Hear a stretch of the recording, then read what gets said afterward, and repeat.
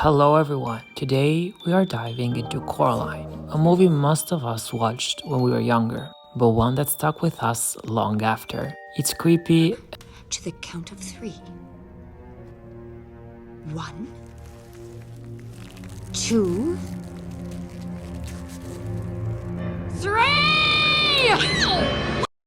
And unforgettable, and over the years, fans have come up with tons of theories. But today, we are talking about the most chilling one of all, the truth behind the other mother. So let's start with the first question. Why was Coraline targeted? In the beginning of the story, Coraline is lonely. She's bored, and she doesn't know what to do. Her real parents are busy and distracted. It's not like they don't love her, but they are so much consumed by work that they don't have time for Coraline. They brush off her creativity and curiosity. So this sets up the perfect condition for the other mother to step in. In many myths and folklore tales, predatory spirits and demons prey on those who are emotionally weak or isolated. And that's exactly what the other mother is doing here. The beldam chooses her victim carefully. She doesn't try to harm strong or happy children, but instead, she targets those who feel unwanted, offering them something too good to be true. Now let's talk about the spider metaphor. The Belgium is often compared to a spider, and for a good reason. One is because of the web of lies. She waves a web, a fake world that seemed tailored just for Coraline. She lures her with sweetness, cause if you all know, a spider lures her prey into a beautiful web. She creates an alternative reality full of bright colors, loving parents, endless food, and magical fun. Everything Coraline wants, but none of it is true. This way, she traps and feeds on souls. So when the child agrees to sew buttons on their eyes, they are caught in her web forever. Her true form is shown in the film's climax, where she has long limbs, hollow cheeks, sharp claws, and is very spider-like. And she even chases Coraline through a giant webbed tunnel. The web is not just physical, it's psychological also, which can mean her true form as a spider psychologically and physically. Now let's talk about the button eyes and loss of identity. Buttons are one of the most chilling parts of the other world. When the other mother tells Coraline she must sew buttons over her eyes, it is not only to stay forever, but it's also something very symbolic. Why did she choose the eyes though? Well, known from different cultures and theories, eyes are the windows to the soul.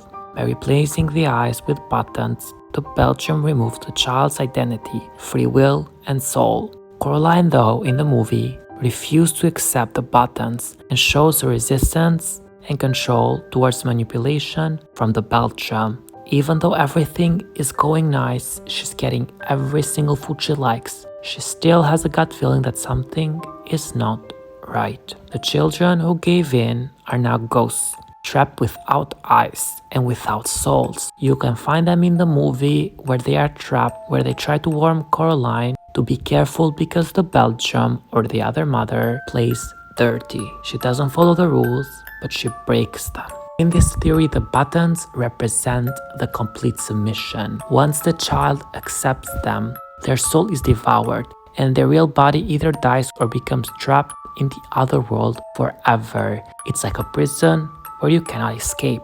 Now let's talk about the ghost children and the evidence of the past victims. When Coraline meets the 3 ghost children hidden in the secret room, she learns that each child was once lured by the Belgium. They were promised love, attention, sweets, and fun. And after giving in, they were consumed, their lives stolen, and their souls trapped. These children are a warning. Their presence is proof that the Belgium has done this before. She feeds on souls of children, not physically, but spiritually. She thrives on emotional suffering and despair. One other important factor and place is the false world, that is actually a cage. The other world seems like a paradise at first. Colorful, exciting, but the deeper Coraline explores it, the more she notices.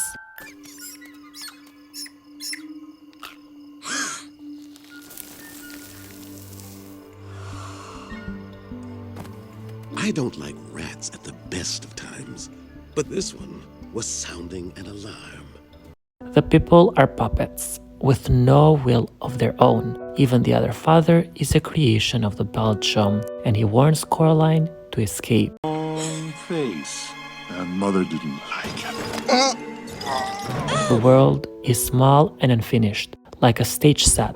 Only what Caroline looks at is detailed, the rest is empty. And you can notice this if you watch the movie really carefully. So pretty much, it's not a world, it's a trap.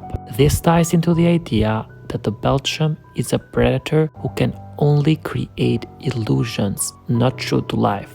She offers Coraline a fantasy just to seduce her, but it collapses once Coraline stops believing her. Another part that completes the whole theory is that the Belgium is ancient and possibly immortal, who has existed for centuries, feeding on children's souls. So these are some of the supporting evidence that come with this theory. She has clearly done this many times across different areas. The goals, children speaking an old-fashioned language, and she exits outside of time and space in a world of her own design.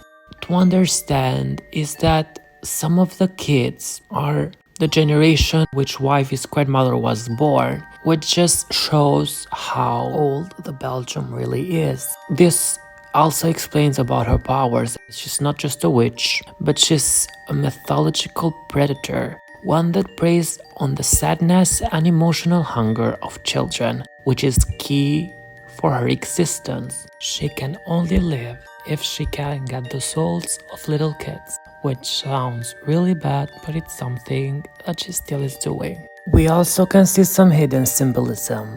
One is of psychological interpretations, because in this theory, we are not just talking about the monster, which is the other mother of Coraline, but also about the rich meaning of the metaphor itself. Here's what the Belgium may represent in a deeper psychological sense. One could be addiction, because Coraline is offered a perfect world where nothing ever goes wrong. It's tempting, like a drug or a fantasy world someone might use to avoid pain.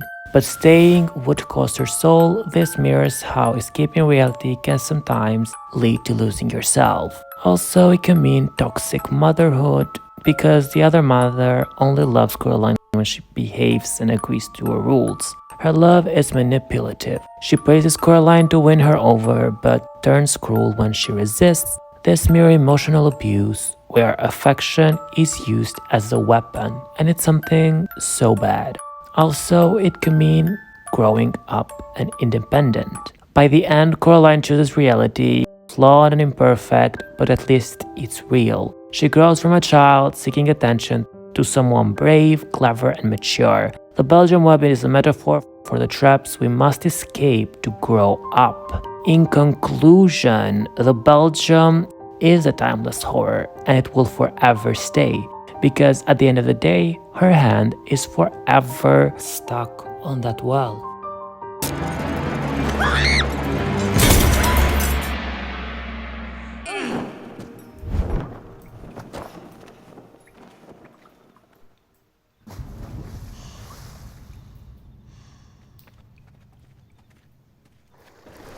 This was the video for today. Don't forget to like, subscribe, and turn on the bell so whenever I upload a new video, it will come directly to you. If you have any other ideas for YouTube videos, comment down below, and see you on the next video.